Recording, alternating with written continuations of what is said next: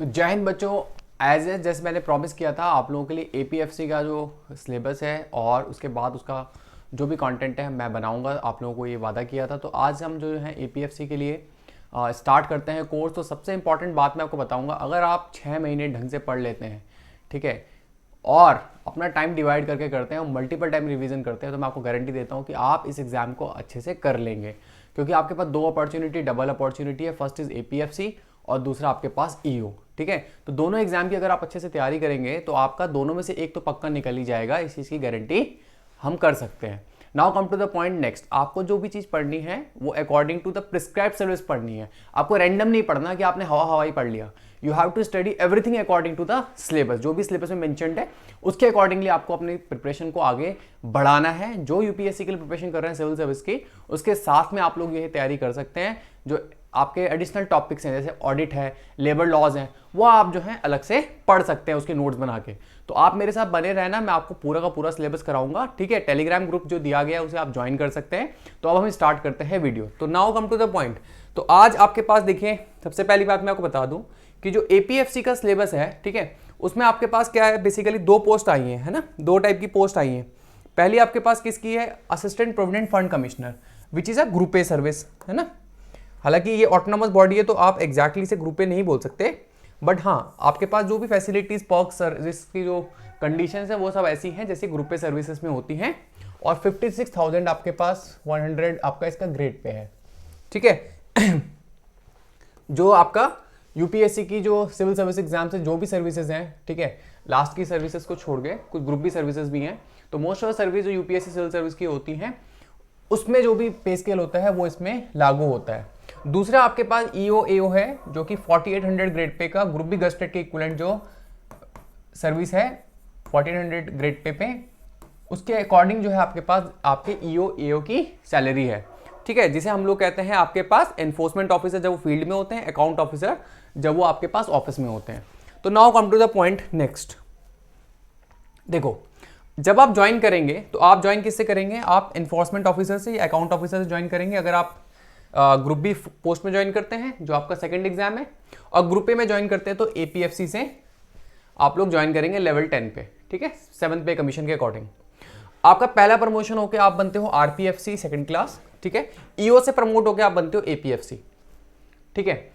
उसके बाद आरपीएफसी 2 से आप बनते हो आरपीएफसी 1, आरपीएफसी से बनते हो आप लोग additional central provident fund commissioner 2। उसके बाद आप लोग जो है हेडक्वार्टर्स में चले जाते हैं। तो आपके पास जो इसके प्रमोशंस हैं और आपके पास जो करियर प्रोग्रेशन है वो बहुत अच्छा है, जैसे आपके पास किसी भी सिविल सर्विसेज में होता है। तो सबसे अच्छी बात ये है। नाउ नेक्स्ट, आपके पास देखिए इसका जो सिलेबस है, आपके सिलेबस में जो टॉपिक है 1 बाय 1 मैं आपको समझाता हूँ। तो उसके बाद में आपके पास सारा का सारा टॉपिक जो है इसका पूरा कवर करवाऊंगा। तो आप लोगों को बिल्कुल निश्चिंत रहना है, बिल्कुल अच्छे से मेरे साथ बने रहना है। टेलीग्राम ग्रुप फिर से मैं बोल रहा हूँ, आप लोग ज्वाइन कर सकते हैं। शायद मेरे चेहरे पे थोड़ा लाइट की गड़बड़ी आ रही है, कल से लाइट की प्रॉब्लम नहीं होगी। तो देखिए पहला आपके पास क्या है, पहला आपके पास जनरल इंग्लिश है जिसके आपका 20 क्वेश्चन आएंगे, ठीक है। और जनरल इंग्लिश किसके लिए होगा, आपके पास to valuate candidates understanding of English language and workman like use of words. तो आपके पास ऑब्वियस सी बात है इसमें क्वेश्चंस रहेगा आपके पास वोकैब के और ग्रामर के। तो वोकेबुलरी और ग्रामर आपका इसमें आएगा, ठीक है, इंक्लूडिंग आपके पास कॉम्प्रिहेंशन, इंक्लूडिंग आपके पास कॉम्प्रिहेंसिव जो आपकी कॉम्प्रिहेंशन जो आपके पास सॉल्व करने की आपकी एबिलिटी है उसके बारे में इसके क्वेश्चंस ये पूछेगा, ठीक है। तो आपके पास आप इसमें कॉम्प्रोमाइज़ नहीं कर सकते। आप सोचे मेरी इंग्लिश वीक है, मेरी जो स्कूलिंग है वो इंग्लिश मीडियम से नहीं है, मैं रीजनल बोर्ड से पढ़ा हूँ, मैं तमिल मीडियम हिंदी मीडियम से पढ़ा हूँ, तो आप इससे ये बोलकर आप जो है क्या नहीं कर सकते, आप अपना पल्ला नहीं झाड़ सकते, क्योंकि इससे आपके पास पूरा का पूरा जो है कह सकते हैं आपकी मेरिट बन जाएगी। तो आप अगर आपका इसमें गड़बड़ आ गया तो बात खराब हो जाएगी, तो आप इससे मुंह नहीं मोड़ सकते हैं। सेकंड, आपके पास रेगुलर प्रैक्टिस करनी है, आपको 1 घंटा तो इंग्लिश को देना ही पड़ेगा।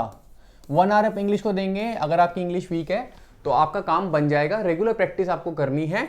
प्रीवियस ईयर्स जो आपके पास क्वेश्चंस हैं आपके सीडीएसई के, ठीक है, या आपके नेशनल डिफेंस एकेडमी के, आप उनको सॉल्व कर सकते हैं पिछले 15 साल के, ठीक है। तो सीडीएसई और एनडीए के पेपर अगर आप सॉल्व कर लेंगे ऑब्जेक्टिव तो आपका काम बन जाएगा, ठीक है। और हार्डवर्क तो ऑब्वियस ही बात है, कंडीशन है ही है। नाउ नेक्स्ट इज आपके पास क्या, आपके पास है फ्रीडम स्ट्रगल। तो देखिए आपके पास फ्रीडम स्ट्रगल में जो टॉपिक आपके पास इसमें कवर कर रहा है, फ्रीडम स्ट्रगल का जो टॉपिक है बच्चों, उसमें आपके पास क्या है, आपको 1858 से लेकर और 1947 तक आपको करना है।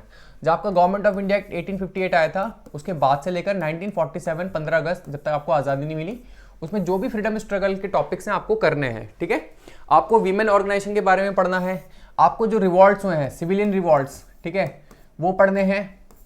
सिविलियन रिवॉल्ट्स हुए हैं, ट्राइबल रिवॉल्ट्स हुए हैं, पीजेंट रिवॉल्ट हुए हैं, किसानों के जो आपके पास आंदोलन हुए हैं, ठीक है, पीजेंट्स के हुए हैं, उनका इकोनॉमिक इम्पैक्ट क्या रहा, किसका, ब्रिटिश रूल का, क्योंकि आपके पास 1858 के बाद कंपनी रूल खत्म हुआ और ब्रिटिश रूल स्टार्ट हुआ, क्राउन रूल स्टार्ट हुआ। तो पीजेंट्स के क्या जो आपके पास कह सकते हैं रिवॉल्ट है, वो आपके बारे में पढ़ना है। इसके अलावा इनकी इकोनॉमिक पॉलिसी आपको पढ़नी है। ठीक है, ऑथर्स के बारे में पढ़ना है, जो इस जमाने में आपके पास ऑथर्स हुए हैं इंग्लिश से लेकर, और आपके पास क्या, जैसे चार्ल्स डिकिंस है, उसने आपका भगवत गीता का ट्रांसलेशन किया, इस टाइप से लेकर और अभी तक 1947 तक जो ऑथर्स हुए हैं, या आपके पास जो इंडियन नेशनलिस्ट हैं, जैसे आपके पास तिलक हो गए, है ना, या आपके पास लाला लाजपत राय हो गए, सुभाष चंद्र बोस हो गए, या और भी जो ऑथर्स हैं, ठीक है, जैसे द फिलॉसफी ऑफ बॉम्ब है, ठीक है, आपके रिवॉल्यूशनरी मूवमेंट की एक बुक है। तो जो इनके ऑथर्स हैं ये सब आपको पढ़ना है। न्यूज़पेपर्स जो उस जमाने के हैं इनके बारे में पढ़ना है। ब्रिटिश पॉलिसीज आपके पास जो है इकोनॉमिक से लेकर, एजुकेशनल से लेकर, प्रेस से लेकर, है ना, ये पढ़नी है। और आपके पास जो अपलिफ्टमेंट हुआ, विमेन अपलिफ्टमेंट हुआ, ठीक है, सती एबोलिशन 1829, या विधवा पुनर्विवाह जिसे आप लोग बोलते हो, विडो रीमैरिज 1856, तो इसके केसेस क्या है, या रुखम भाई केस है, ठीक है। तो ये आपको पढ़ना है क्योंकि ये सोशल सेक्टर का एग्जाम है, तो आपको पास वेलफेयर आपको पता होना चाहिए, ठीक है, आपको ये पढ़ना है। इसके अलावा प्रोमिनेंट पर्सनालिटीज के बारे में आपको पढ़ना है जो इस जमाने में हुई है, ठीक है। तो ये बात आपको दिमाग में बिल्कुल क्लियर होनी ही चाहिए। इसके अलावा सोशियोलॉजी की बुक है आपकी 11th-12th की, वो बुक आपको पढ़नी है। उसके जो आपके पास मॉडर्न इंडिया के टॉपिक्स हैं, ठीक है, 1858 से 1947 के बीच में जो आपके पास विमेन ऑर्गेनाइजेशंस हैं, जो विमेन एम्पावरमेंट का है, उसके बारे में काफ़ी कुछ दिया गया है, तो वो आपको अच्छे से पढ़ना है, ठीक है। इसके अलावा आपको पास क्या पढ़ना है, आपको करंट अफेयर पढ़ना है, ठीक है, और जो आपके पास डेवलपमेंटल इश्यूज हैं वो पढ़ने हैं। कितने, 1.5 साल का कंपाइलेशन हमें पढ़ना पड़ेगा पिछले। इसके अलावा economics, arts, culture, personality, labour laws के इश्यूज, क्योंकि ये लेबर मिनिस्ट्री ऑफ लेबर के अंडर में आएगा, सोशल सेक्टर का आएगा, तो आपके सोशल सेक्टर की जो स्कीम्स नहीं आ रही हैं इनके बारे में आपको पढ़ना पड़ेगा, ये आपको पढ़ना ही पड़ेगा। इसके अलावा साइंस एंड टेक के बारे में आपको पढ़ना पड़ेगा। इसके अलावा पॉलिटी और गवर्नेंस के बारे में, तो इंडियन पॉलिटी आपको जो भी बेसिक बुक्स हैं वो पढ़नी है। बेसिक ऑफ आपको पॉलिटी पता होना चाहिए, कॉन्स्टिट्यूशन के बारे में पता होना चाहिए। इसके अलावा गवर्नेंस इश्यूज हैं, इसके अलावा बॉडीज़ हैं, जैसे इलेक्शन कमीशन ऑफ इंडिया हो गया, लोकपाल हो गया, विजिलेंस कमीशन हो गया, ठीक है। इसके अलावा आपके पास फाइनेंस कमीशन हो गया, है ना, नीति आयोग हो गया। इस टाइप की जो बॉडीज़ हैं उनको थोड़ा हम डिटेल में पढ़ेंगे। आप लोगों को मेरे साथ बने रहना है। फिर से बोल रहा हूँ, टेलीग्राम ग्रुप बच्चों आप लोग ज्वाइन कर सकते हैं, और चैनल को जो है आप लोग शेयर सब्सक्राइब ज़रूर कर लेना। इसके अलावा जो भी आपका पॉलिटी या करंट अफेयर है, अगेन मैं बोलूँगा 1.5 साल का अपन लोग पढ़ेंगे। मतलब हम लोग कहाँ से पढ़ेंगे, आपका जनवरी 2022 से इस पूरे करंट अफेयर को पढ़ेंगे। नेक्स्ट है आपके पास इकोनॉमी।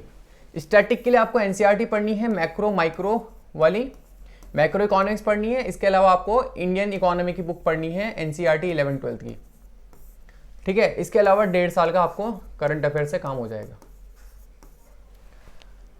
ठीक है। इकोनॉमी के कॉन्सेप्ट्स और इकोनॉमी के questions based on current affair, including same again welfare schemes.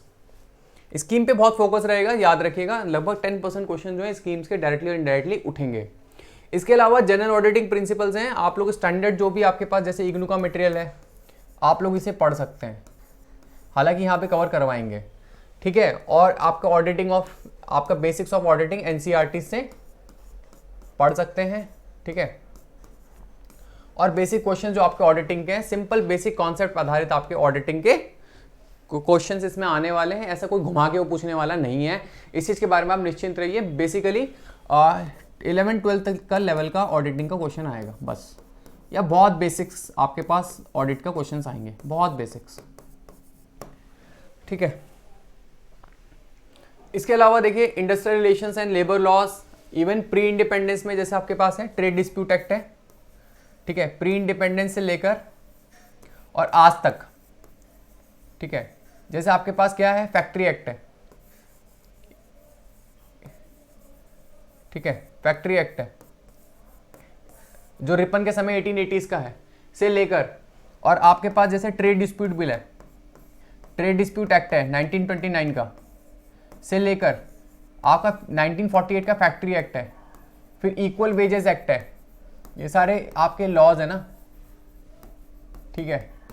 Equal wages act है, या बोनस के लिए है ना, ग्रेच्युटी के लिए जो लॉज हैं, ये आपको जो है आपका प्रोविडेंट फंड है 1955 का, जिसका ये एग्जाम होना है।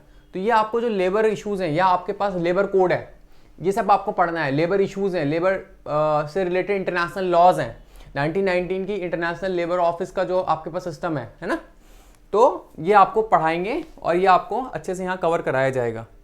नेक्स्ट इज आपके पास क्या है, सोशल सिक्योरिटी की स्कीम्स। मैंने बताया आपके पास बहुत इंपॉर्टेंट हैं, जो भी स्कीम्स आपकी 1.5 साल में आई हैं, और वैसी भी जो आपके गवर्नमेंट ऑफ इंडिया की जो स्कीम्स हैं, ठीक है। जैसे आपके पास किसान मानधन योजना है, ठीक है, जिसमें 6,000 रुपये दिया जा रहा है एनुअल ना किसानों को। या आपके पास कह सकते हैं आप लोग मैटरनिटी रिलीफ के लिए जो स्कीम्स हैं, है ना, या आपके पास इंश्योरेंस स्कीम्स हैं, ये सब स्कीम्स जो आपको पढ़नी पड़ेंगी। जैसे आपके पास जीवन ज्योति बीमा योजना है, या फाइनेंशियल इंक्लूजन के लिए सबको फाइनेंशियल सिस्टम से जोड़ने के लिए आपके पास प्रधानमंत्री जनधन योजना है ना। तो जो भी इस टाइप की स्कीम्स हैं हम लोगों को ये करनी पड़ेंगी और डिटेल में करनी पड़ेंगी। अगर हम ये स्कीम्स कर लेते हैं तो अपन लोगों का काम हो जाएगा। हम लोगों को एफिशिएंसी बहुत अच्छी रखनी है, बहुत ज़्यादा प्रैक्टिस करनी है। क्वेश्चन जितना हम प्रैक्टिस करेंगे उतना अच्छा है, क्योंकि ये ऑब्जेक्टिव क्वेश्चन है और अब अवेयरनेस लोगों की बहुत ज़्यादा बढ़ चुकी है। काफ़ी लोग इस एग्जाम के लिए अप्लाई करेंगे और हमें अच्छे से उनको कंपटीशन में उनको जो है बीट करने के लिए पढ़ना ही पड़ेगा। ये एक टॉपिक है जिसमें आप लोग काफ़ी हद तक एज कर सकते हो, इसमें आप लोग एज ले सकते हो। General science and knowledge of computer applications. तो जनरल साइंस आपके पास रहेगा, ठीक है, इसमें आपका 9, 10 का बेसिकली, या कह सकते हो 6 से 10 तक का आपका बेसिकली जो जनरल साइंस है एनसीईआरटी बेस्ड, उसको थोड़ा सा एलैबोरेट करना पड़ेगा, उसे थोड़ा एलैबोरेट करके पढ़ेंगे, पर बेस उसका 6 to 10 की साइंस ही होगी। इसके अलावा कंप्यूटर्स के बेसिक ये हमें पढ़ने हैं, ठीक है। यहाँ अगर हम लोग कर लेते हैं तो बाकी लोगों से कंपटीशन में आगे हो जाएंगे। इंग्लिश, कंप्यूटर्स, ये हमारे लिए एक ऐसी चीज़ है जो वरदान है। अगर आप लोग इसे पढ़ के नहीं जाएंगे तो ये कर्स बन जाएंगी। इसके अलावा सोशल सिक्योरिटी इन इंडिया, फिर से वही जो आपके पास स्कीम्स का मैंने बताया था, 1.5 साल का पढ़ना पड़ेगा। सोशल सिक्योरिटी की स्कीम्स हमारे यहाँ क्या है, क्या प्रोसीजर्स हैं, लेबर के क्या कोड्स हैं, आपके रिम्यूनरेशन के लिए क्या है, विमेन के क्या इश्यूज़ हैं सोशल सिक्योरिटी में, है ना, वो सब हमें पढ़ना पड़ेगा और गवर्नमेंट इनिशिएटिव पढ़ने पड़ेंगे, ठीक है। इसके अलावा हम लोगों के पास क्या है, आपका बेसिक, आपका जो क्वांट है, मैथ्स एंड क्वांट, वो हमें पढ़ना पड़ेगा, ठीक है। इसके अलावा बेसिक्स ऑफ अकाउंटिंग प्रिंसिपल पढ़ने पड़ेंगे।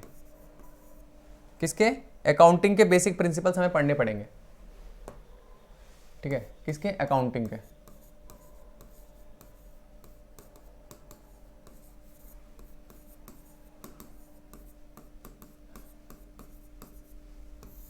अकाउंटिंग के प्रिंसिपल्स हमें पढ़ने पड़ेंगे, सेम एनसीईआरटी बेस्ड है और ज़्यादा आपको डिटेल में इसके जाने की जरूरत नहीं है, ओनली थ्योरी पे काम हमारा हो जाएगा, ठीक है। और सिंपल न्यूमेरिकल्स, बहुत सिंपल